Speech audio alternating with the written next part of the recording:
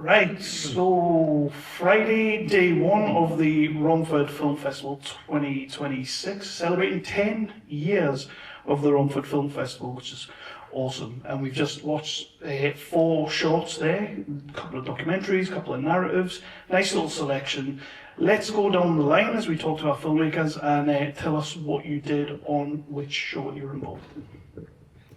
I'm Andrew Mckenzie and I directed Luna. My name is Sophoulla Gibson and I starred in Luna. I'm Chambers. I wrote the score for Luna. I'm Daniel. I'm the director and editor of W Return to Oz. So we're going to get into it in a little hot second, but first of all I want to break some of the ice here. We're here because it's a film festival. We all love films. We're creating films, which is amazing to see up there. What is everyone's favourite film and why is it Lethal Weapon 2? I've never seen that. I'm really sorry. A favourite film? Yeah. Oh, blimey, what a question. Yeah. I mean, I have many, but I think Interstellar's a big one for me. Yeah. Need I say more? No. I'm going to go really far out in left field and tell you that genuinely my favourite film is George of the Jungle, starring Brendan Fraser. It's a classic. It makes me so happy. So, yeah, that's it. One Brandon to another, The Crow. Oh, so if I'd have to pick one, which is tough. It is a tough one. If I had to choose one right now on the spot, I'd go with Days Confused by Richard Linklater. Nice, nice. So first question, obvious question, where did the idea for your films come from, your projects come from? And then for our actors and score, how did you guys get involved in these projects as well? That's me. So during COVID, I had a couple of strange dreams about the end of the world. I think we all probably had a few strange dreams during COVID, a lot of wine, etc., etc. It kind of developed out of that, to be honest. It was a feeling more for me about generally the world ending, the way that feels. You know, we've seen it in Hollywood, we've seen it in all these different types of films, but the feeling that I felt when I was having this sort of recurring dream was something that I felt like I wanted to share and try and, portray in film, I guess. So it was me in that dream, but then I cast you, and that's it. Andy approached me and asked me to be in the film. I wasn't sure at first, but then he sent me his last film that he made and it was incredible. So I said yes, and we filmed in 2021, and I feel like it was kind of fateful, my casting, and I'm very grateful for it, so thank you. And am I right in saying this is like one of your first projects that you've done? It's my first film. I've been doing theatre since then, but I'd like to do more film and TV. So on that, and this will be for everyone as well, but we'll continue with this question, but on that, what's it like seeing yourself up there today? Really, really weird. We did a premiere at a cinema, where was it? Pinewood. That was crazy. You walked in there and it's just your face on the screen. We shot some of this at Pinewood Studios. Yeah. Very, very kind to let us do that, and they let us have our sort of private premiere there.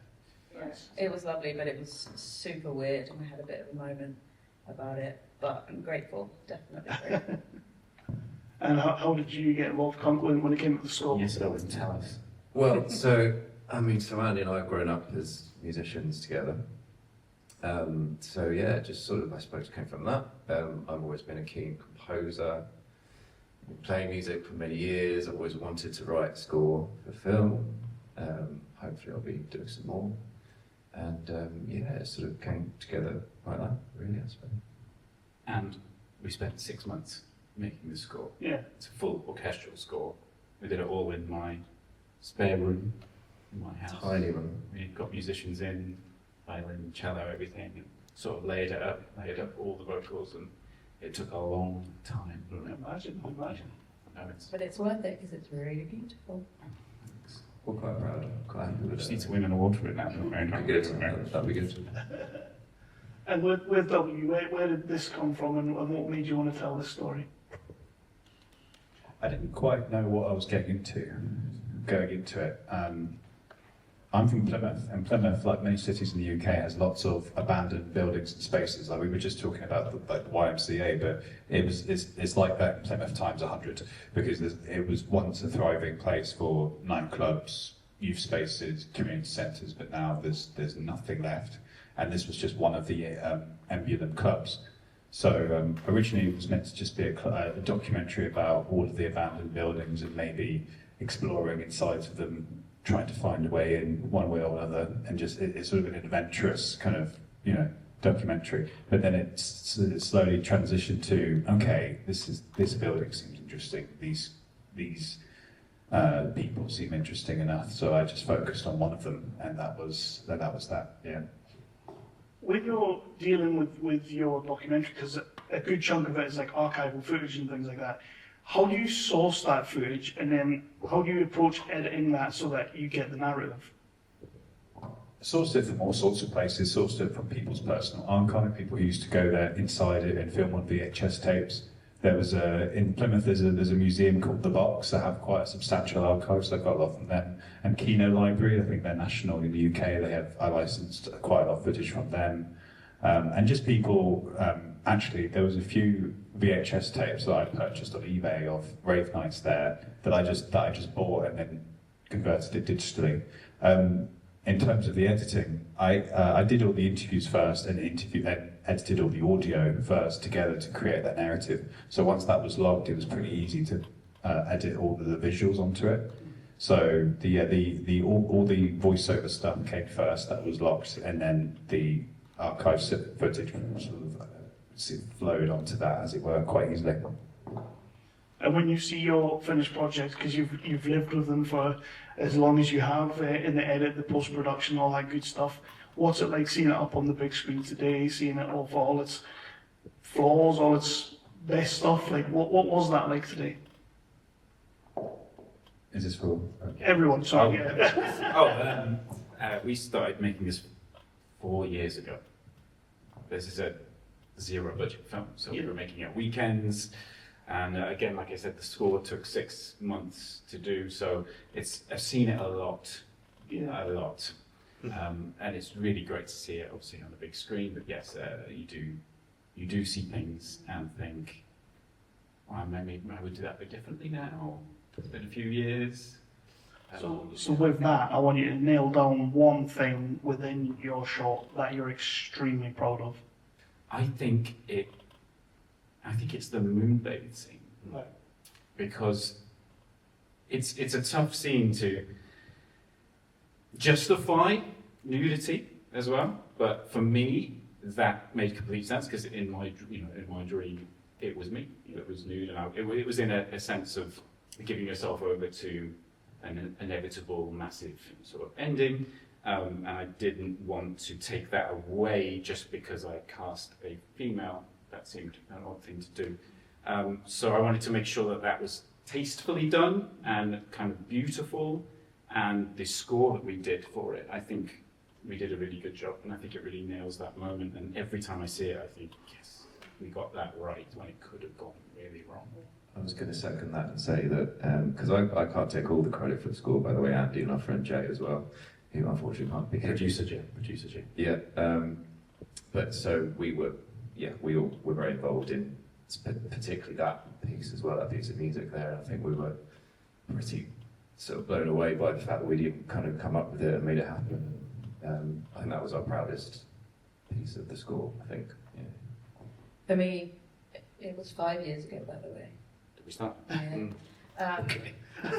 Sorry, but yeah, I see things that I'm proud of in my acting, and then I see things that now, 5 years on, after some more experience, I would do differently, which is difficult to watch, but it's really nice as well.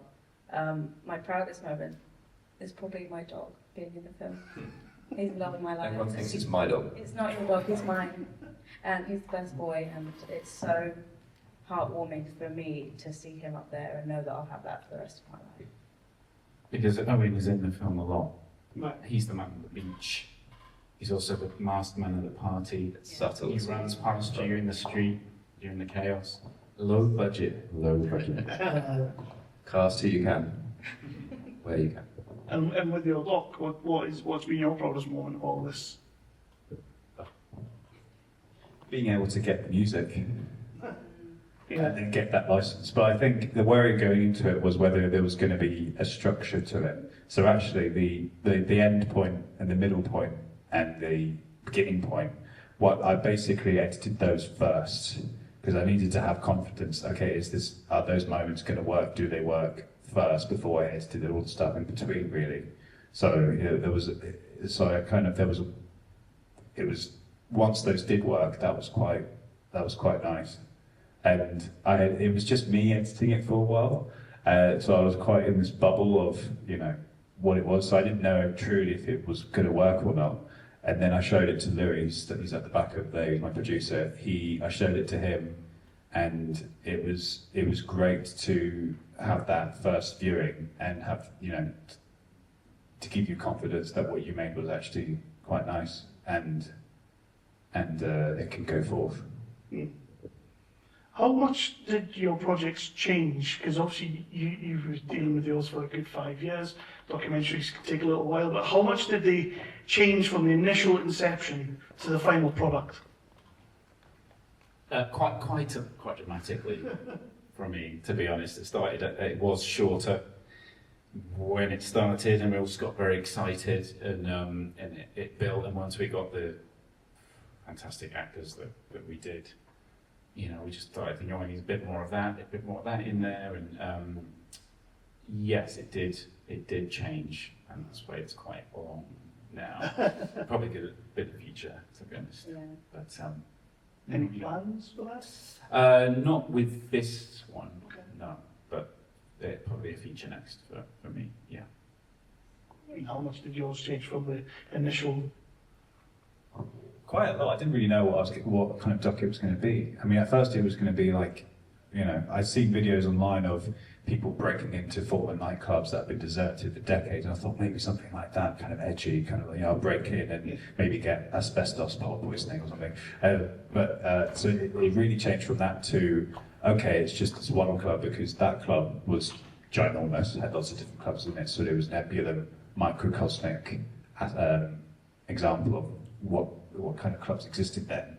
So I just stuck with that. So it just become more simplified, as it were, rather than because at first you want to talk about so many things and you want to approach so many subjects in a documentary, but really, it's good to just keep it simple, rather than overshoot the mark, I guess. So I'm going to throw it out to any audience questions. If we have anyone out there who wants to ask a question, you will have to throw your mic, throw your voice though, because I don't have a microphone. Throw your mic at me. Anyone? Go on then. What was the most interesting thing you learnt whilst filming? Yeah, and that goes to everyone. Everyone. Yeah. Interesting thing I learnt. Actually, working with dogs isn't that hard. Not my dog. No, He's the it can best. be quite fun, actually. Not biased at all. I think what I learned, I guess, is that you don't need budget to make something that looks good and has quality. You can rely on people and community, a bit like you, to help you, and you can make it really good with no money. You know what I mean? The most interesting thing I learned, I think, is just how long it takes to get a shot to look so beautiful. I don't, obviously it's my first film, it's the first experience I have, and I just, the attention to detail and the love of the craft and the artistic eye, it's really, really cool, and that was the most interesting thing I learned. I suppose sort of like it put my level of perfectionism to the test, because I am a huge perfectionist, and I didn't have a whole deal to do with the filming as such, obviously with the score, but with the scoring, it was a race to kind of get it done to start with, and it's so you had to sort of, there's this level of sacrifice a lot with that sort of thing, And I think we probably made quite a few sacrifices along the way, but ultimately, obviously, we've got a great result. But again, like you say, when you watch something back like that, you are sort of picking at bits, and so yeah, it's that level of perfectionism. You have to bring it down quite a notch. So. Just to be a man of all trades, I guess, because it was quite nice to learn to do a lot of things, and up to the point where we pitch locked, it was just me doing that, editing the whole thing, which was quite nice. I quite like doing stuff by myself. Collaborations are great, but it's quite nice to have that isolated creativity. So you kind of have to be a person of all trades, such as licensing all the music from Beth and Sebastian, or making sure that the pictures are aligned, and make sure we've got clearances in all the archive, making sure we've got clearances in all the voiceover, whether they're okay. You're doing all these roles, so it was quite nice to learn to have your hand in many pies, as it were. Right.